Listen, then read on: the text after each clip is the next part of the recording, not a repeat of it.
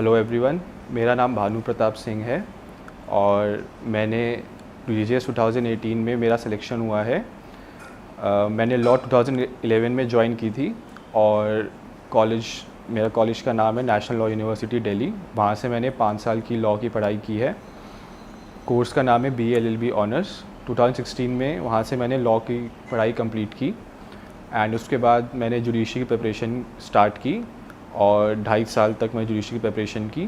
उसके बाद मैंने दिल्ली का एग्ज़ाम दिया और फाइनली मेरा डीजीएस 2018 में सिलेक्शन हुआ है। जो मैं आपको बताना चाहता हूँ अपनी प्रीलिम्स की स्ट्रैटेजी। सबसे पहले प्रीलिम्स का जो एग्ज़ाम होता है उसमें ऑब्जेक्टिव टाइप क्वेश्चंस आते हैं जिसमें 4 ऑप्शंस होते हैं। तो इसलिए आप पहले अपना एक दिमाग में जब आप पढ़ाई स्टार्ट करें तो पहले आप एक स्कोर अपना सेट कर लें कि आपको किस स्कोर से इतना तो मिनिमम आपको स्कोर आप करना चाहते हैं। जैसे मैंने सेट किया था 145 to 150 के बीच में। और पहले ये आप मेंटल अपने दिमाग में अप्रोच ये रखिए कि मुझे इतना स्कोर मिनिमम लेकर आना है। तो फिर प्रिपरेशन स्टार्ट करने से पहले आप पहले तो प्रीवियस ईयर क्वेश्चंस देखिए। सिलेबस तो आप देखेंगे ही कि कौन कौन से लॉ के सब्जेक्ट्स उसमें आने हैं और जीके का कौन कौन सा पोर्शन आपको करना है, वो सिलेबस में डिफाइंड है। पर आप previous year questions Delhi judiciary exam के ज़रूर देखिए और देखिए कि क्या पैटर्न है क्वेश्चंस का, कितने क्वेश्चंस बेयर एक्ट से आ रहे हैं, कितने कॉन्सेप्चुअल अंडरस्टैंडिंग के क्वेश्चंस हैं। फिर उसके बाद आप उन बेयर एक्ट्स को हर प्रोविज़न को के इंग्रेडिएंट्स को पढ़िए और उनके कीवर्ड्स पर ध्यान दीजिए। कीवर्ड्स बहुत इंपॉर्टेंट है। आप पूरे सेक्शन को पार्ट्स में डिवाइड कीजिए और उनके कीवर्ड्स को ही याद कीजिए ढंग से कि हर सेक्शन में क्या क्या कीवर्ड्स हैं। ये बहुत ज़रूरी है for the purpose of prelims as well as mains, क्योंकि जब आप उन कीवर्ड्स को प्रीलिम्स में याद करेंगे वो आपको मेंस में भी काम आएंगे। जब आपको किसी आंसर राइटिंग में प्रोविज़न लिखना होगा तो आप उन कीवर्ड्स को ही हाईलाइट करके मेंस के आंसर में लिख सकते हैं। तो इससे आपकी दोनों तैयारी हो जाएंगी प्रीलिम्स के टाइम पर ही। प्रीलिम्स के लिए बहुत ज़रूरी है कि आप ज़्यादा से ज़्यादा क्वेश्चंस प्रैक्टिस करें हर लॉ के सब्जेक्ट से। Mainly IPC, CRPC, evidence act और CPC, इनके सबसे ज़्यादा क्वेश्चंस प्रैक्टिस करें क्योंकि ये बहुत वास्ट सब्जेक्ट्स हैं और इनमें क्वेश्चंस भी बहुत एग्ज़ाम में ज़्यादा आते हैं। बेयर एक्ट से भी कॉन्सेप्चुअल अंडरस्टैंडिंग वाले क्वेश्चंस भी काफ़ी आते हैं। तो इन पे आप ज़्यादा से ज़्यादा क्वेश्चंस प्रैक्टिस कीजिए। मिनिमम 600 to 800 क्वेश्चन तो ज़रूर प्रैक्टिस कीजिए पर सब्जेक्ट। एंड आप उसके बाद अगर प्रैक्टिस करना चाहते हैं तो मॉक टेस्ट दीजिए कहीं पर भी आप देना चाहते हैं, या फिर बुक्स उठाइए और अपने आप को खुद टाइम कीजिए और क्वेश्चंस जब प्रैक्टिस करें, फॉर एग्जांपल एक बार बैठ के 100 क्वेश्चंस और 200 questions with in time limit practice कीजिए उनकी। तो ये तो है प्रीलिम्स की स्ट्रैटेजी। अब हम चलते हैं मेंस की स्ट्रैटेजी पर। देखिए, डीजीएस की मेंस की स्ट्रैटेजी में सबसे ज़्यादा ज़रूरी है आंसर राइटिंग की प्रैक्टिस। वो सबसे ज़्यादा इंपॉर्टेंट है, उसको आप मिस नहीं कर सकते। पढ़ाई एक जगह है लेकिन आंसर राइटिंग की प्रैक्टिस और आपकी आंसर राइटिंग स्किल्स एक जगह है, तो वो बहुत अच्छा होना ज़रूरी है आंसर राइटिंग स्किल्स का। और मेंस में आपको डीजीएस में खासकर ये ध्यान रखना है कि प्रैक्टिकल क्वेश्चंस बहुत आते हैं। तो प्रैक्टिकल क्वेश्चंस का लिखने का एक तरीका होता है। मेरी अप्रोच जो थी वो मैं आपको बताऊंगा, लेकिन आप अपनी अप्रोच भी डेवलप कर सकते हैं। तो मेरी अप्रोच जो थी उसमें ये था कि आप प्रैक्टिकल क्वेश्चन पेपर है पहले उसके इंस्ट्रक्शंस को पढ़िए। क्वेश्चन पेपर की जब एग्ज़ाम में, तो उसमें आप डीजीएस में देखिएगा इंस्ट्रक्शन होती है कि even if you do not know the answer attempt it. तो बेसिकली तो वो ये भी जानना चाहते हैं एग्जामिनर कि आपको क्वेश्चन समझ आया है या नहीं आया है। तो उसके लिए ज़रूरी है जब आप क्वेश्चन पढ़ लें उसके बाद आप क्वेश्चन के लास्ट में जाएं, लास्ट 2 लाइन्स में, कि वो एग्जामिनर उस क्वेश्चन में पूछना क्या चाहता है। तो वो आप पहले देख लें, उसके बाद आप क्वेश्चन को पढ़ना स्टार्ट कीजिए फर्स्ट लाइन से। तो इससे आपको पता होगा कि वो क्वेश्चन में आपसे वो पूछना क्या चाहता है एग्जामिनर। उसके बाद जब आप आंसर लिखना स्टार्ट करें, जो आपने क्वेश्चन में इशू आइडेंटिफाई किया है उससे स्टार्ट करें। उस इशू आइडेंटिफाई करने के बाद आप फिर ये बताएं कि रेलिवेंट प्रोविज़न कौन सा है उस इशू से रिलेटेड, जो लॉ का प्रोविज़न है वो कौन सा है उससे रिलेटेड। ये 2 चीज़ें करने के बाद आप बस उस प्रोविज़न को जो क्वेश्चन में फैक्ट्स दिए गए हैं उस पर अप्लाई कीजिए और अपना कंक्लूजन बताइए। According to the law that you have applied to the facts, आप अपना कंक्लूजन बताइए एंड में। ये आपका आंसर कंप्लीट हो जाएगा इन स्पेसिफिक वर्ड लिमिट। इससे क्या होगा कि आपका आंसर राइटिंग में टाइम वेस्ट नहीं होगा ज़्यादा। आप इररेलेवेंट जो चीज़ें होती हैं, आपने बहुत कुछ पढ़ा होगा एग्ज़ाम से पहले, वो सब आप इग्नोर कर सकते हैं और वो जब आप इस पैटर्न को फॉलो करेंगे वो आपके आंसर राइटिंग में नहीं आएगा, इससे आपका टाइम भी बहुत बचेगा। तो इससे क्या होगा कि क्वेश्चंस काफ़ी होते हैं, 3 आवर्स में आपको काफ़ी क्वेश्चंस करने होते हैं और पढ़ना भी काफ़ी होता है उन क्वेश्चंस को, लेंथ भी अच्छी होती है उन क्वेश्चंस की, but with in time limit आपका पेपर कंप्लीट हो जाएगा। ऐसा मेरा एक्सपीरियंस रहा है ये अप्रोच फॉलो करके। आंसर राइटिंग में 2 चीज़ों का ख्याल रखिएगा कि जब आप आंसर लिख रहे हैं तो वर्ड्स के बीच में आपको स्पेस देना है, आपको बहुत ज़्यादा वर्ड्स एक लाइन में नहीं लिखने हैं, तो वर्ड्स के बीच में आप स्पेस दीजिए। और सेकेंडली जो सेंटेंसेस होने चाहिए उनको शॉर्ट सेंटेंसेस होने चाहिए। आपको ऐसा नहीं करना है कि 4-5 लाइन का आपने एक ही सेंटेंस लिख दिया, आप शॉर्ट सेंटेंसेस लिखिए, वो बेटर अप्रोच रहेगी। और अगर आप अंडरलाइन करना चाहते हैं तो जो आप मेन पॉइंट एग्जामिनर को बताना चाहते हैं कि आप चाहते हैं कि एग्जामिनर वो उस पॉइंट को देखे, सिर्फ उसी पॉइंट को अंडरलाइन कीजिए, पूरे आंसर को अंडरलाइन करने की ज़रूरत बिल्कुल नहीं है। ये मेरी मेंस की स्ट्रैटेजी है। अब मैं थोड़ा इंटरव्यू की बात करता हूँ, क्योंकि जुडिशरी के एग्ज़ाम में इंटरव्यू की बहुत इंपॉर्टेंस है। डीजेएस में 150 मार्क्स का इंटरव्यू होता है और उसको काफ़ी सीरियसली लिया जाता है, तो आपको उसमें अच्छा स्कोर करना है तो कुछ चीज़ों का काफ़ी ध्यान रखना है। मेनली अगर मैं आपको बताऊं तो आईपीसी, सीपीसी, सीआरपीसी और एविडेंस, इनके जो मेंस के बहुत ही सबसे रेलिवेंट टॉपिक्स हैं उनको आप ज़रूर रिवाइज़ कीजिए। प्रोविजंस के इंग्रेडिएंट्स पर ध्यान दीजिए, जैसे आपने मेंस में जो आंसर राइटिंग में आप प्रोविजंस यूज़ हुए हैं, जो टॉपिक्स आते हैं मेंस में उनमें जो प्रोविजंस यूज़ हुए हैं इन 4 सब्जेक्ट्स में से, उनके इंग्रेडिएंट्स को ध्यान से रिवाइज़ कीजिए फिर से। और जो इम्पॉर्टेंट टॉपिक्स हैं हर सब्जेक्ट में, अराउंड 10 to 11 इम्पॉर्टेंट टॉपिक्स हैं, उन पे बेसिक केस लॉ कीजिए इन्हीं 4 सब्जेक्ट्स के, evidence, CPC, IPC, CrPC. For example dying declaration पे एक बेसिक केस लॉ आप ज़रूर याद कीजिए। ऐसे ऐसे जो टॉपिक्स हैं उन पे एक बेसिक केस लॉ आप ज़रूर याद कीजिए, इंटरव्यू में आपसे पूछा जा सकता है। इंटरव्यू बेसिकली एक पर्सनालिटी टेस्ट होता है, लेकिन जो मेंबर्स होते हैं इंटरव्यू बोर्ड के वो एक्सपेक्ट करते हैं कि आपको बेसिक लीगल नॉलेज पता होगी जो आप मेंस एग्ज़ाम देकर आए हो, और उस पर एक एक बेसिक केस लॉ आपको ज़रूर पता होगा, तो कभी कभी क्वेश्चन पूछा जा सकता है।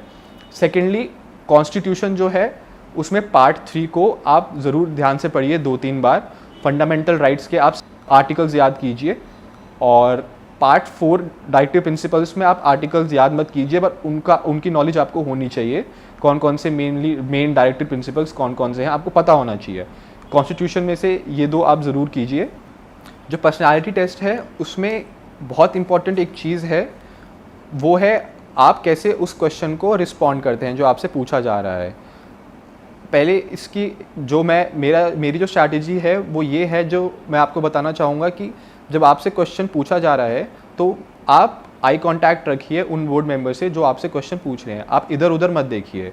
आप जो क्वेश्चन पूछा जा रहा है तो उस टाइम आप उन बोर्ड मेंबर से आई कांटेक्ट रखिए। फिर जब क्वेश्चन ख़त्म हो जाए उसके बाद 1 या 2 सेकंड का पॉज लीजिए और फिर अपना आंसर स्टार्ट कीजिए। जब आप आंसर स्टार्ट कर रहे हैं, बहुत इंपॉर्टेंट है कि आप आंसर स्टार्ट करें, आपका जो फेस है वो स्माइलिंग होना चाहिए आपका आंसर स्टार्ट करते हुए। So basically you have to keep a smiling face while starting your answer. और जब आप आंसर के फर्स्ट 2 पॉइंट्स बोल रहे हैं आप कॉन्फिडेंटली बोलिए, और जो आपकी स्पीड है वो बहुत स्लो होनी चाहिए। आपको ऐसे लगना चाहिए कि आप आंसर को बहुत फास्ट बोल रहे हैं या रश कर रहे हैं, आपको बहुत ही स्लोली बोलना है अपने पहले 1-2 पॉइंट्स जो आप बोलना चाह रहे हैं उस आंसर में।